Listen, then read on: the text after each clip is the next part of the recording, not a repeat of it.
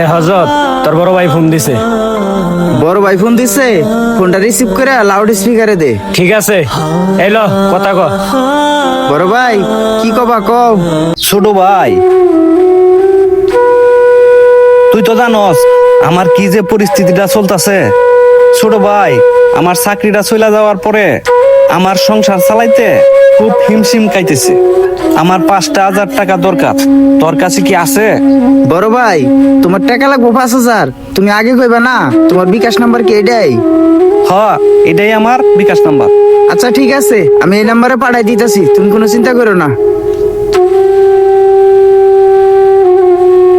দে তো মোবাইলটা।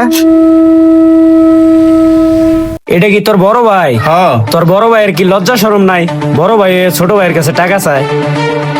ইতিহাসের কোন জায়গায় লেখা আছে বড় ভাই ছোট ভাইয়ের কাছে টাকা চাইতে পারবো না? ছোট ভাই হয়ে বড় ভাইয়ের উপকার করা যদি অন্যায় হয়, এই অন্যায় আমি বারবার করতে চাই। এই তোদের মতো কিছু মানুষের কথার কারণে ভাই ভাইয়ের শত্রু হয়। আজকে কইছস, পরের বার জানি এই কথাগুলা না শুনি।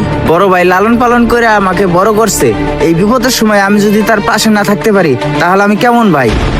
আর তুই আমার বন্ধু হয়ে এসব কেমন কথা কস? এভাবে আমার কথা বলাটা ঠিক হয় নাই। ও মনে হয় মনে মনে অনেক কষ্ট পাইছে। যাই হোক, আমার কিছু একটা করতে হবে। আচ্ছা বন্ধু, তুই তাহলে একটু দোকানে থাক, আমি একটু বাইরে থেকে আসি। আচ্ছা তাড়াতাড়ি আহিস। আচ্ছা ঠিক আছে।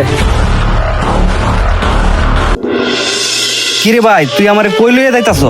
ভাই, আমি আপনার ছোট ভাইয়ের কাছে সব শুনছি। আপনার চাকরি চলে যাওয়ার পরে আপনার সংসারে অনেক অভাব চলতেছে। আপনার চাকরি চলে যাওয়ার পরে আপনার সংসারে যে পিছুটান চলতেছে, এটা আপনার ছোট ভাইয়ের কাছে আমি শুনছি। তাই আপনার জন্য একটা চাকরি ভাও করছি আমার বড় ভাইয়ের অফিসে। সত্যি বলতাছস? হ্যাঁ ভাই, চলেন। বড় ভাই, এই মাসের মালের ডেলিভারি হিসেবগুলো। কাজ কাম কি ঠিক মতন চলছে না মালটাল আরো আনা লাগবে? বড় ভাই, কাজ কাম তো সব ঠিক আছে, এই মাসে কিছু মালের অর্ডার করতে হবে। আচ্ছা কি কি মাল লাগে আমি এটা লিস্ট করে জানাচ্ছি, তুমি এই ফাঁকে নাস্তাটা করে আসো। আচ্ছা ভাই, ঠিক আছে।